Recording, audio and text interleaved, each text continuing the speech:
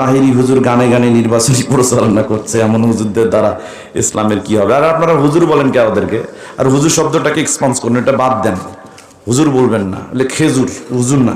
আর হুজুর শব্দটাও বলা যাবে না, কথা কি বুঝতে পারছেন?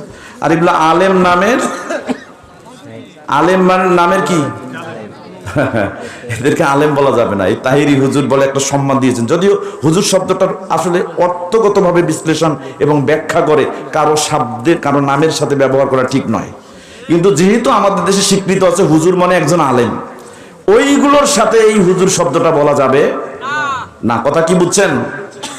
এরা আবার নির্বাচন করে, এবার আবার গণতন্ত্র মতবাদের এই বিশ্বাসী, এই যে সেকুলারি, এই যে ডেমোক্রেটিক গণতন্ত্রে এরা যা শুরু করছে, সাধারণ পাবলিক যারা, তারা যতটা না ডেমোক্রেটিক ধ্যান ধারণায় যত অপরাধ করছে তার থেকে এরা বেশি করছে। কথা কি বুঝতে পারছেন? যাই হোক, আমি এই প্রশ্নগুলোর উত্তর দেওয়া সমীচীন বোধ মনে করছি না। আল্লাহ সুবহানাহু ওয়া তাআলা আজকের আলোচনা থেকে আমরা যা শুনলাম, যা বুঝলাম, আমাদের বক্তা এবং শ্রোতা সকল